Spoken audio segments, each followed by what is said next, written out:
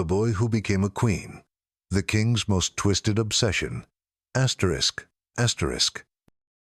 Imagine being just 14 years old and having your entire identity ripped away, your name, your memories, your voice, until you became someone else.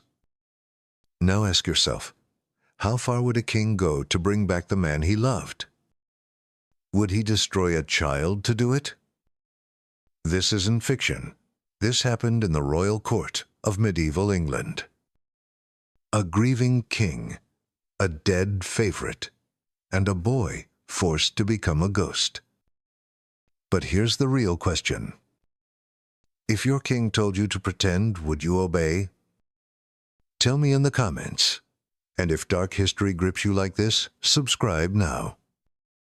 Edward II never wanted to rule like his father, the fierce Edward Longshanks.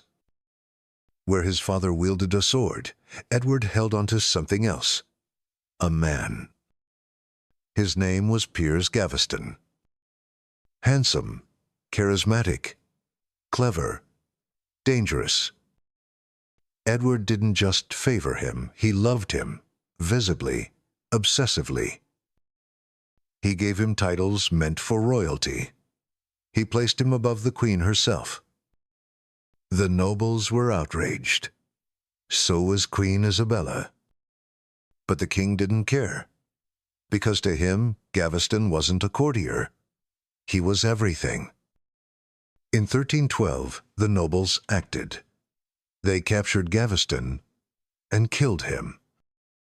They didn't just behead him, they erased him. Edward broke. He stopped ruling. He stopped speaking.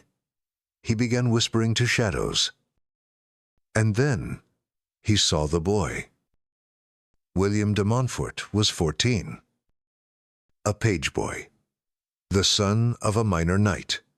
Loyal, quiet, innocent. He looked just like Gaveston. Edward froze when he saw him. His eyes widened. His breath caught. It was as if Gaveston had returned. And in that moment, Edward made the most terrifying decision of his life. William was taken, separated from his family. His name erased. His voice retrained. Tutors taught him how to speak like Gaveston, how to walk like him, how to be him. He wore Gaveston's robes, ate Gaveston's food, lived Gaveston's lies. And if he ever slipped even once, he was punished. Can you imagine being punished for being yourself? The boy was paraded before court as the returned Gaveston. Edward spoke to him like nothing had changed. But Isabella knew better. She stood in the shadows, watching this grotesque resurrection play out. She didn't protest, not yet. She waited and plotted.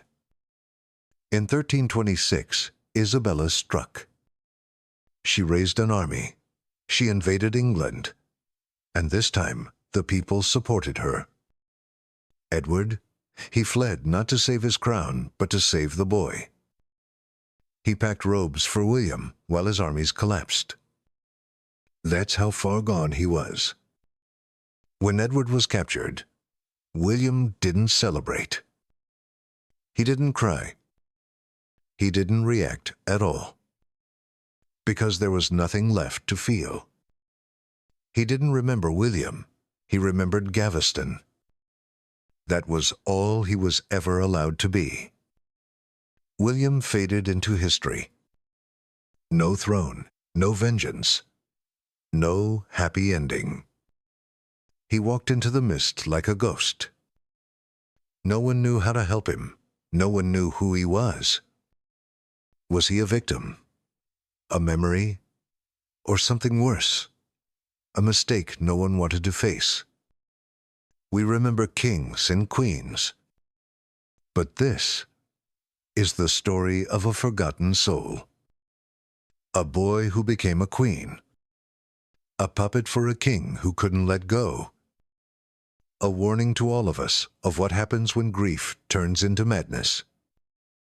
So I ask you again, if the crown demanded your identity, would you give it up to survive? Tell us in the comments, and if you want more forgotten stories like this, subscribe now.